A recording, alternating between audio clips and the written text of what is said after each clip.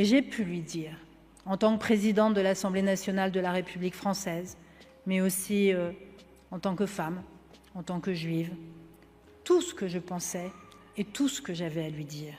Évidemment qu'elle était chargée, vous croyez où? Bienvenue sur Mediascope. Aujourd'hui, petite vidéo actu, on va parler de pas mal de choses. Et on commence tout de suite avec Aurore Berger, la menteuse qui a couvert les dérives des crèches privées et qui continue à mentir. Cette fois, elle sort des chiffres de nulle part pour dire qu'un jeune sur 3 serait prêt à taper des juifs. Quand on a un jeune sur 3 qui considère que c'est normal de s'en prendre physiquement à une personne, à un Français juif, en raison de la situation au Proche-Orient, ça devrait, là, tous nous révolter, parce que ça, oui, c'est criminel. Je l'ai dit de manière très claire à l'Assemblée nationale, en disant que le nouvel antisémitisme se résumait en 3 lettres, LFI. Donc je suis très à l'aise pour le dire. Elle est quand même au gouvernement. C'est très grave de mentir de cette manière. Sur quoi elle s'appuie? Sur quelle étude? Genre en France, un jeune sur 3 a déclaré publiquement qu'il voulait s'en prendre à des juifs. Qui peut croire ça vraiment? Bref, ensuite on a Yael Braun-Pivet, la présidente de l'Assemblée nationale, qui va faire un discours à la soirée du CRIF d'il y a 2 jours. Le CRIF, une officine clairement pro-israélienne, pro-Netanyahou. Déjà, il y a un problème.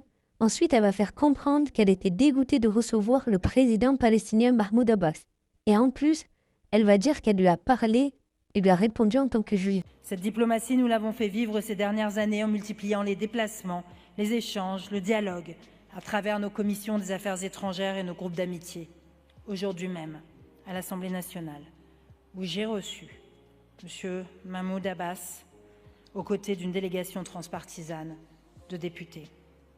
Je vous entends, je vous ressens, mais nous avons pu échanger et j'ai pu lui dire, en tant que présidente de l'Assemblée nationale de la République française, mais aussi en tant que femme, en tant que juive, tout ce que je pensais et tout ce que j'avais à lui dire.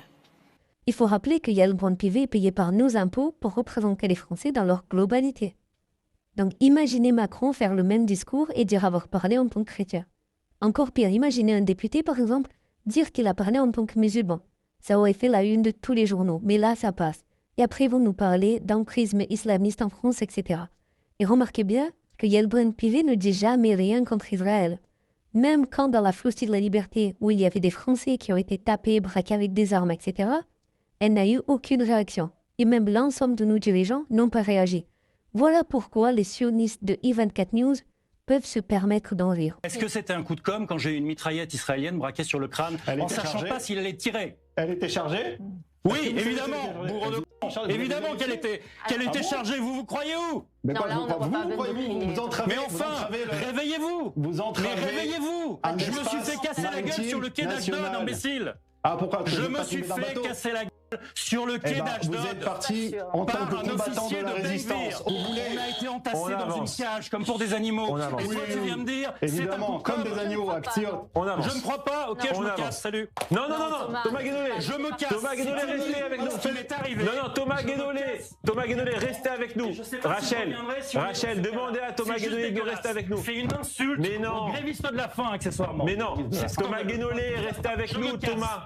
Je n'ai pas- Thomas Guénolé. On a eu Mais nos non. otages pendant 500 jours. Mais non. Qui ont été affamés. Thomas Guénolé. Nos otages pendant 500 jours ont été affamés. C'est par le Hamas. n'importe quoi. C'est une chaîne qui se présente comme israélienne, mais clairement, elle cible le public français. Donc ça s'accélère en France.